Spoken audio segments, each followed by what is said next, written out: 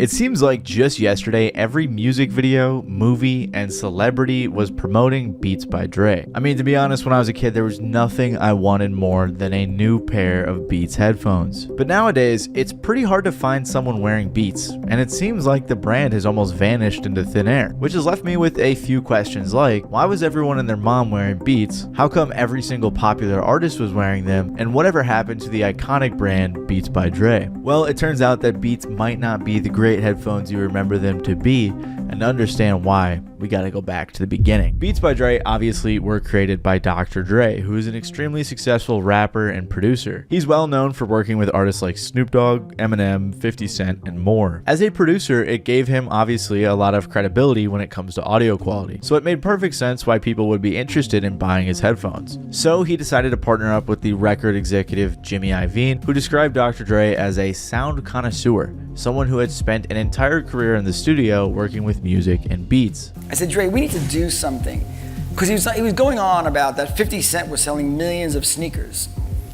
So I said, Dre, man, this is not us. Nobody cares what sneakers you wear. Screw sneakers. Let's do speakers. Let's get into sound, right? It's really how this company was built.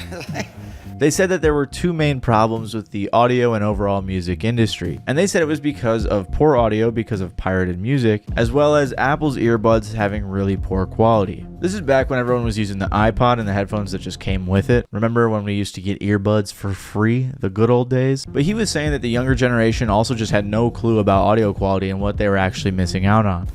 From 15 to 30, 25% knew the difference between a $100 speaker and a $1,000 speaker.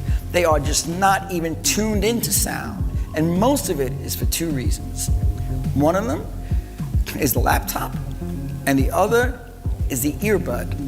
That Apple earbud that 8 million people get every quarter, that we all watch and salivate over, that he's making all that money, but the earbud that they stay with takes the emotion out of music. And to be honest, there weren't too many headphone brands that were like killing the game back at this time. Before the Sony Walkman debuted in 1979, headphones were mainly a utility used by the military and professional sound engineers.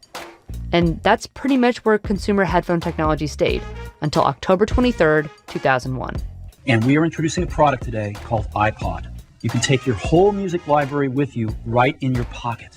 Now, to be fair, there were other MP3 players on the market at the time, but the $399 classic iPod and those white earbuds became a sort of status symbol. So Dr. Dre and Jimmy Iovine's master plan was to create a high-quality pair of headphones that would allow listeners, especially the younger generation, to experience the music the way it was intended to be listened to, or at least that's what their marketing campaign was. Originally, Beats partnered with an audio and video component company called Monster Cable, and with them they created the first ever pair of Beats headphones, the Studio headphones, back in 2008. The headphones were focused on a bass-heavy sound and advertised as a studio-quality pair of headphones. Eventually they came out with newer and better headphones, as well as the Beats Pill, which was a wireless speaker. I'm not sure if these speakers were ever nearly as popular as other speaker companies like JBL, but they were still pretty cool. And they also had these goofy little pill characters voiced by celebrities doing their ads. They're small. Small? I'm 7.5 inches of heaven, mother. They're loud.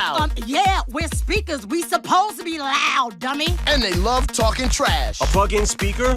It's done. Yo, can I borrow your pager and your acid-wash jeans? Can I borrow your 8-ball jacket? One of their biggest marketing moments was sending Beats to Olympic athletes. In 2008, they hooked LeBron up with a pair, who then asked for pairs for the entire Olympic basketball team. Then in 2012, in a bit more of a controversial moment, Beats sent headphones to British athletes and many more like Michael Phelps. Technically, you aren't really supposed to do this, and some people were upset because, that they're trying to protect their sponsors, but Beats never really got into any official trouble. Regardless, Beats by Dre were selling like hotcakes. The market for headphones at this time spiked from 59 million units sold and $490 million in revenue at the end of 2008, which is the year that Beats by Dre launched, to 68.7 million units sold and a revenue of $648 million the following year. Beats by Dre really amplified the premium headphone market and kind of created a market that wasn't fully there. By 2013, Beats was valued at $1 billion. And if you weren't around back then, let me tell you, everybody was wearing Beats. I've been to like 3 different continents in the last, 2 or 3 months, and like all I see is Beats by Dre on ears, on planes in Vietnam and Jamaica and London, you know? It's crazy. Really, we hit a lick, man. I'm shocked myself, man, as to how well they're doing. Yeah. And we're going to keep new and exciting product coming, man, you know, so we're trying to eventually be second to Apple, you know, and I don't think that's a bad position. We're really trying to take over everything with a speaker. Wow. You know what I'm saying? And also microphones. We're going to get involved in that also. And probably the main driver behind that was their genius marketing. Back in the 2010s, every single big artist was promoting Beats headphones. One thing that they did was they had big artists put Beats in their music videos. Soulja Boy, Solange, Lady Gaga, Snoop Dogg, LMFAO, Britney Spears, Miley Cyrus, and many more all had Beats products in their music videos. Beats also collabed with a lot of other artists, athletes, and other celebrities in their advertisement. They even did this ad with Kendrick Lamar where they made a whole song for it that was never released, and it was just made for the commercial, and fans loved it. I rap with a Pyrex and the projects. I'm cracking a pot. I'm a prospect. I'm a bite rat on a dock for the dope. I can dissect. It's a lie.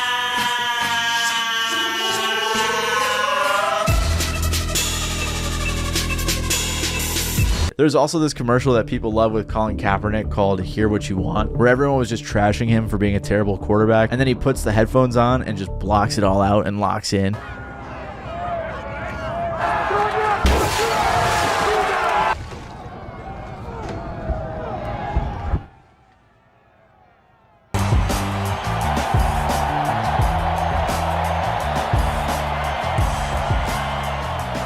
And in the comments of all of these ads, people are ranting and raving about how much they used to love these commercials. They had every single celebrity and their moms doing these ads, which was extremely impactful, especially for the younger generation who looked up to these people, which was the main reason why it seemed like everyone wanted a pair of these headphones. Hello? What up, Dre? Hold up, I gotta finish something. Talk to me. On top of all of that, the headphones just looked crisp, clean, and had a large array of colors that you could wear. Time magazine even said the company's greatest innovation may have been its success at making headphones as much fashion accessories as they are listening devices. And by 2014, Beats controlled 70% of the market for premium headphones. And while Beats was on top of the world and in everybody's head, it didn't last forever. 2014 is when it seemed like things started to go a bit downhill for Beats. First, they did something a little bit dumb in my opinion, and that's when they started their own streaming service called Beats Music. This is when a lot of streaming services like Spotify and Apple Music were about to pick up steam, and the era of streaming was about to be ushered in. So I guess it was sort of smart to try to get into it early. Apparently they even hired people in the music industry, radio personalities, and songwriters to curate the music. They also acquired a bunch of smaller companies to build their own up. But eventually none of that would matter, because just months later Apple acquired Beats for $3 billion. There had been rumors about the deal for a little, and then right before the deal went live, a video was posted to Facebook by Tyrese Gibson of Dr. Dre ecstatic that he had just become the quote-unquote first billionaire in hip-hop. Another level. Billionaire Boys Club for real, homie. Huh? Fix your face. Fix your face. Know that. Oh, shit. The Forbes list just changed. They need, hey, it came out like 2 weeks ago. They need to update the Forbes list. Shit just changed. In a big way. Oh, my. Understand that. Oh, my. The first billionaire in hip-hop. Right here from the motherfucking West Coast, believe me. Not to ruin Dre's fun though, but I don't think his net worth actually ever technically hit $1 billion, although, you know, he still got enough money. After Apple acquired Beats, Dr. Dre and Jimmy Iovine became workers at Apple. Apple laid off about 200 Beats employees, and immediately, just months after its creation, Beats Music was shut down because of the launch of Apple Music. So just like Agario, Apple ate up Beats by Dre. As years went on following the acquisition, it seemed like Beats by Dre faded away into obscurity. That paired with a couple of lawsuits, and it seemed like everything was just over for the brand. I will say though, one thing it seemed like Apple tried to adopt from Beats for a little bit was their advertising strategy.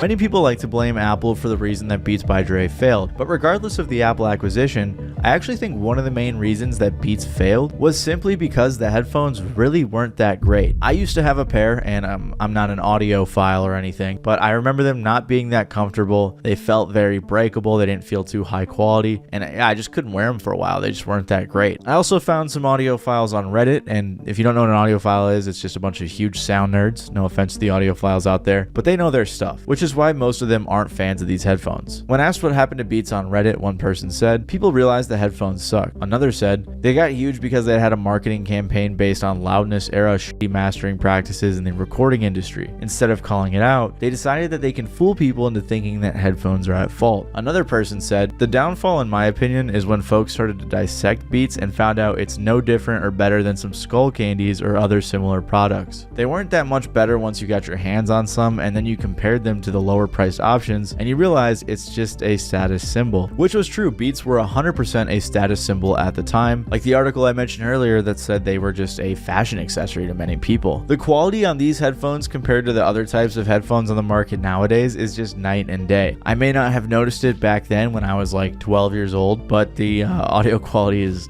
quite different. So like I said, Beats continued to fade into obscurity. So quite simply, the main reason Beats didn't work is because their marketing campaign couldn't last forever and they didn't evolve as much as their competitors, which is largely thanks to Apple. Nowadays, we live in a time where everyone can look up reviews on headphones and find out that there are much better options for less money. On top of that, the other companies like Bose, Sony, and more started taking over the headphone game. And by the time that the AirPods came out in late 2016, Apple began their domination of the audio game. I don't know about you guys, but it feels to me that everyone switched to wireless earbuds thanks to Apple. Pretty much everyone I know had or has AirPods, and honestly, the word AirPods almost became synonymous with wireless earbuds.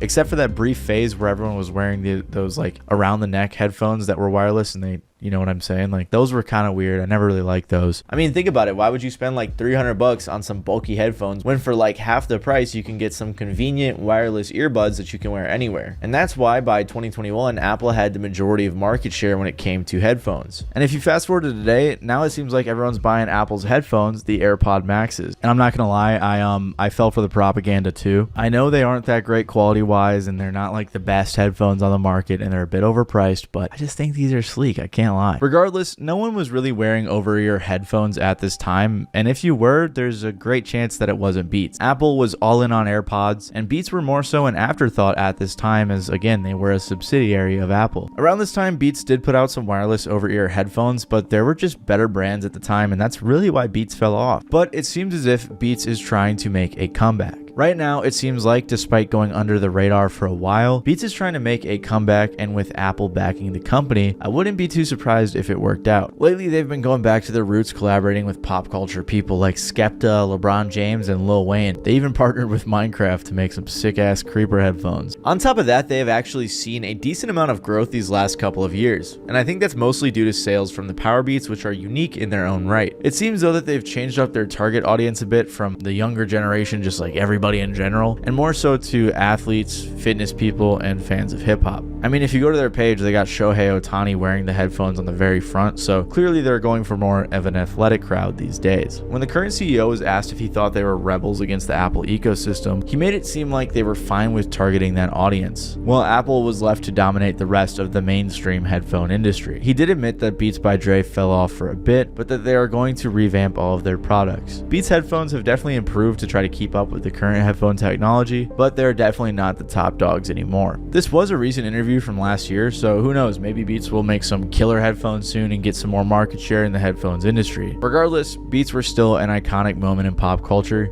that helped shift the audio market as we know it. Also, fun fact, will.i.am from the Black Eyed Peas said he invested a lot in Beats early and made millions from being a shareholder. If you like this video, you might like my video about what happened to Vivo, a company that suffered a similar demise to the Apple and Beats Agario analogy I made earlier. Anyways, if you enjoyed, make sure to leave a like and consider subscribing down below. Other than that though, it's been your boy Matty Balls, and I'll see you guys next time.